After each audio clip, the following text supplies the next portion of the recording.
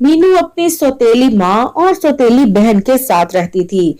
उसकी सौतेली माँ बहुत ही अत्याचारी औरत थी, जो मीनू पर बहुत जुल्म किया करती, घर के सारे काम काज करवाया करती और खूब डांटा करती। एक दिन उसकी सौतेली माँ अपनी सगी बेटी अंजू को खाना खिला रही थी कि तभी मीनू अपनी माँ से जाकर कहती है, माँ, मेरा भी बहुत दिल चाह रहा है आलू के पराठे खाने को, थोड़ा सा मुझे भी दे दो। अच्छा, आलू के पराठे खाने का दिल चाह रहा है तेरा? रात की रोटी पड़ी हुई है, वही जाकर खा ले यहाँ से। तुझे कोई आलू का पराठा नहीं दे रही मैं बनाकर। मीनू बहुत दुखी होकर घर से बाहर जाकर एक पेड़ के नीचे बैठकर रोने लगती है। हे भगवान, मुझे क्यों छोड़ दिया यहाँ पर? माँ, पिताजी, आप लोग चले गए, मुझे भी साथ ले गए होते। सौतेली माँ के पास छोड़ दिया मुझे। मैं क्या करूं? मैं तो अपनी मर्जी से कुछ खा भी नहीं सकती। बासी खाना खाने को मिलता है हर वक्त। और मीनू को रोते हुए ये बातें करते वहां से गुजर रही एक जादूगरनी सुन लेती है। वो बहुत ही अच्छी और नेक जादूगरनी थी। वो जल्दी से एक बूढ़ी औरत का रूप धारती है और मीनू के पास आ जाती है। बेटी, क्यों रो रही हो? क्या हुआ? मीनू अपनी घर की सारी कहानी उसे बता देती है। बहुत भूख लग रही होगी तुम्हें, मैं तुम्हें पराठे खिलाती हूँ, तुम आओ मेरे साथ, मेरे घर चलो। और वो बुढ़िया मीनू का हाथ पकड़कर जंगल के बीचों बीच अपनी झोंपड़ी में उसे ले जाती है। उसके घर के अंदर सभी कुछ जादुई चीजें पड़ी हुई थी, जिन्हें देखकर मीनू बहुत खुश होती है। तभी वो औरत एक जादू पढ़ के अपने पास एक जादुई तवा प्रकट कर देती है। ये देखकर मीनू हैरान रह जाती है। अम्मा, ये सब कैसे किया आपने? आप कोई जादूगरनी है क्या? हाँ बेटी, ठीक समझा तुमने। मैं यहाँ जंगल के बीचों बीच तन्हा जादू सीखती रहती हूँ और मैं एक जादूगरनी हूँ।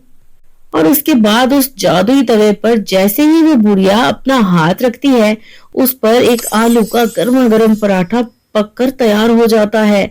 ये देख मीनू बहुत खुश होती है। उसे बहुत भूख लग रही थी। फिर बूढ़ी अम्मा एक पर एक दूसरा तीसरा पराठा बनाती गई और मीनू भूख में खाती ही चली गई।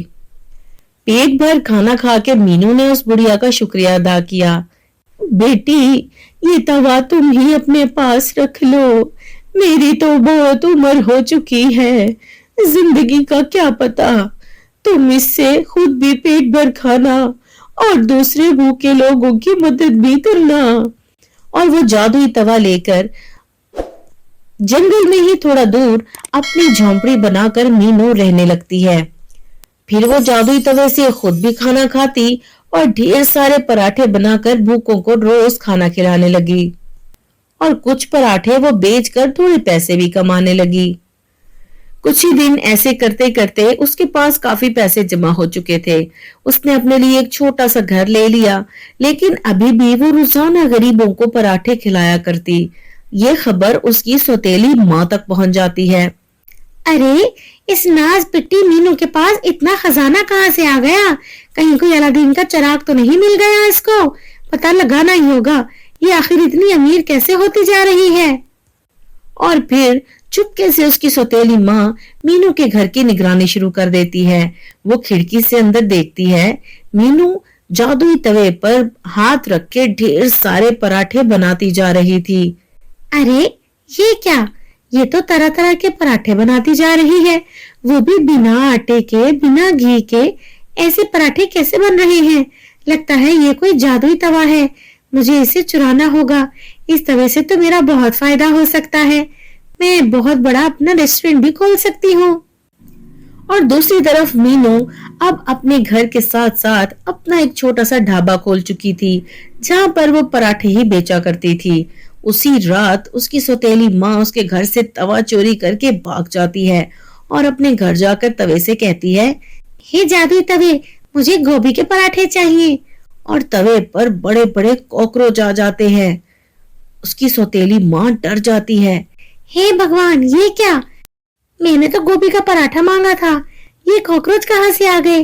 लगता है इस तवे को गोभी के पराठे बनाने नहीं आते। हे जादुई तवे, मुझे आलू के पराठे बना दो।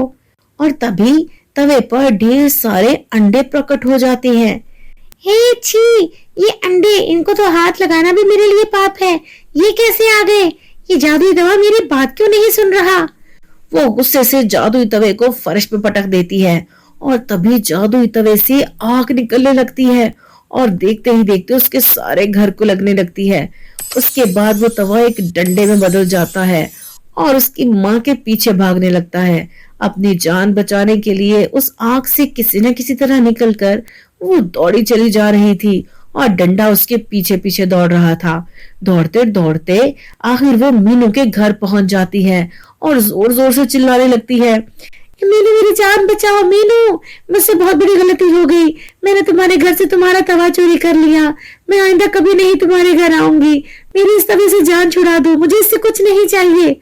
और आधी रात इतना शोर सुनकर आंखें मलती हुई मीनू बाहर आती है और देखती है कि बाहर खड़ी उसकी सौतेली माँ पूरे हालात में चिल्ला रही है, मीनू इसको बोलो मेरे घर की आग बंद कर दे, मेरा आग जलकर राख हो जाएगा, मैं क्या करूंगी, मैं कहाँ रहूंगी। जादुई तवे, प्लीज इनको माफ कर दो, इनकी जगह मैं आपसे माफी मांगती हूँ और प्लीज इनके घर की आग भी बुझा दो। और उसके बाद जादुई तवा मीनू की बात मान जाता है, उसके घर की आग भी बुझ जाती है और उसके बाद वो डंडा भी उसे मारना बंद कर देता है। उस दिन के बाद उसकी सौतेली माँ कभी भी उसे तंग नहीं करती और गांव वाले भी उसका ये चोरी और उसके बाद का अंजाम देख चुके थे, इसलिए अब शर्मिंदगी के मारे वो किसी के सामने भी नहीं जाती थी। तो मेरे प्यारे दोस्तों, कैसी लगी आपको हमारी आज की ये कहानी? पसंद आई हो तो लाइक करें और चैनल को सब्सक्राइब कर दें।